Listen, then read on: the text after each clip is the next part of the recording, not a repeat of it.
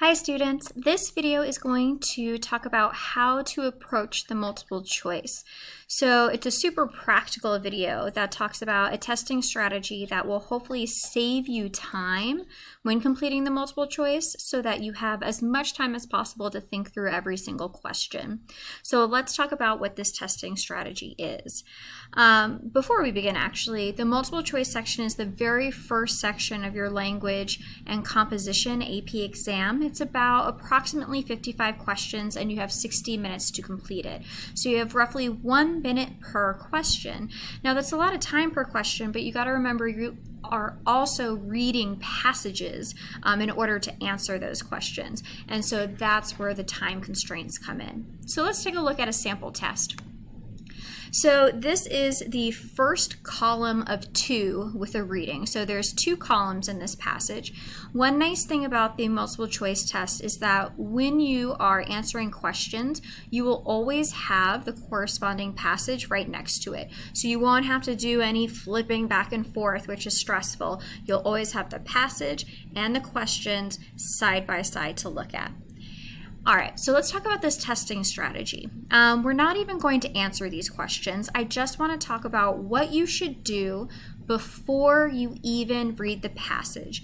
So say I've opened up my test booklet and this is the first passage I see. What should I do?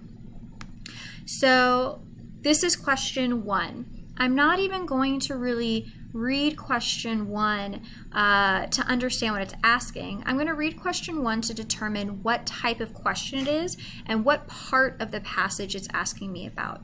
So the question asks, which of the following best describes the writer's exigence in this passage? So this question is what we consider a full passage question. I can't answer this until I've read the entire piece. And the AP exam often asks these answer at the end questions at the beginning of the testing section, which is really annoying. So some students, what they'll do is they'll read the whole passage and then go and answer this one question, ignoring the other 7 questions that are in this passage, and that's not very effective with your time. So what you want to do is you want to save this question till the end, skip it, and then come back at the end after you've answered the other 7 questions and then answer this one. And the nice thing is that these other 7 questions that follow this first one will help you better understand the passage, so you'll be more likely to answer this full passage question correctly. So what you would do is you would skip this question. So what do we do next?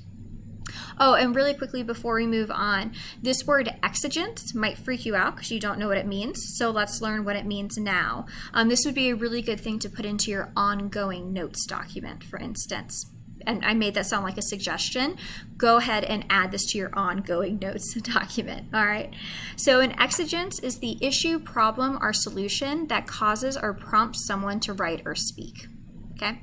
So commit that to memory and then know it for the future. All right, so let's take a look at question 2. So question 2 reads, in the opening paragraph, lines 1 through 10, the writer contrasts a hypothetical rhetorical situation with her own primarily 2. So what you want to do is you want to pay attention to the lines 1 through 10. And so on your passage, you would actually bracket, draw a line, maybe circle, though that seems like a lot of drawing. That's unnecessary. Lines 1 through 10. You're not reading them yet. You're not answering this question yet. You're just marking the passage. Why are you doing this? The reason why is when you finally go and read the passage, when you get to the end of this line, for line 10, you'll remember, oh, there is a question that corresponds to this section. So you would read this, and then you would go and answer question 2 while the answer is still fresh in your mind. Okay? So really quickly, just to let you know, for this question 2, the type of question this is an author's purpose question. So there's different types of questions on this multiple choice exam, and one of the types of questions is, what is the author's purpose in doing this action? And so that is the type of question this is. The reason why I'm mentioning that is in a later checkpoint, you'll need to identify which types of questions you're good at and which types of questions you might need to work on. And so I just want to get you to start thinking about what types of questions exist in the multiple choice section of your AP exam, but by no means when you're taking the AP exam itself should you make a note of what type of question it is. So I'm not saying you should write this down. The only thing you should be marking in your passage are the line numbers that correspond to questions. All right, let's move forward. So question 3 in the second paragraph, lines 11 through 30, which of the following best characterizes the writer's position on the relevance of her topic for American women. So this is a huge chunk of it, so I draw a line from lines 11 to 30 just to note that there's a question that corresponds to those. And this one is an inferring meaning question. And so what that essentially means is that it's asking for kind of like what is the meaning of the second paragraph, and you need to infer that meaning based upon what's shared. Okay.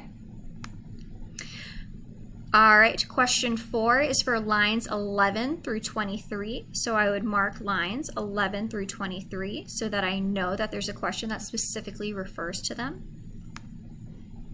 And this question itself is a tone question. So when it says in these lines, in context, lines 11 through 23 could be used to support which of the following claims about the writer's tone. So you will have questions that specifically ask about tone, and this is an example of one of them. All right, so now we're going to the second column, in which we have questions 5 through 8, and we're going to do the same thing. So for question 5, it specifically asks about line 42 and a specific word, irrational. So I'm going to circle that word or possibly star the line itself so that I remember there's a question that specifically refers to this line. An important note is that when you have a question that refers to a specific word, don't stop at this word. Stop at the end of the sentence, or possibly actually the following sentence. That way you're getting enough context in order to answer the question. If I stop at the word irrational, I'm possibly missing the thing that's going to help me answer the question. So I would read past irrational to possibly this period or even this period before going to answer the question. And this type of question is another inferring meaning question. So if you want to read the question itself and think about why is this an inferring meaning question. For question 6, we see that it's lines 52 through 67. So I would mark those with a line so that when I go and read the passage, I remember when I hit line 67, there's a question to go answer. And this question is another author's purpose question. It's asking what is the author's purpose in doing a specific action in their writing. Question 7. This question has a bunch of lines. Line 6, line 30, lines 49 through 50, lines 55 through 57, lines 77 through 78. So I might go through and I might star all those lines to remind myself to pay attention to them. Now I might do that. So this is an inferring meaning question where it's asking for you to infer the meaning of every single one of these lines, and then figure out which line doesn't have the same meaning as all the other lines. And so this question is a waste of your time, and that's just the truth of the matter. This one question could potentially take you 3 to 4 to 5 minutes to answer, but you only have 1 minute per question. So my suggestion is if you come to a question like this one, if you can't answer it right away, skip it. Don't mark the lines, don't do anything. Just hope maybe you can answer this one, maybe you can't. It's much more beneficial to your score to spend time on the other questions than a time-consuming question like this. It's of very little value to you. So if I came to one of these, consider all of these lines and pick which one doesn't belong question, I probably would just ignore it. And this is another example of a type of question that you might ignore. So why would we ignore this type of question?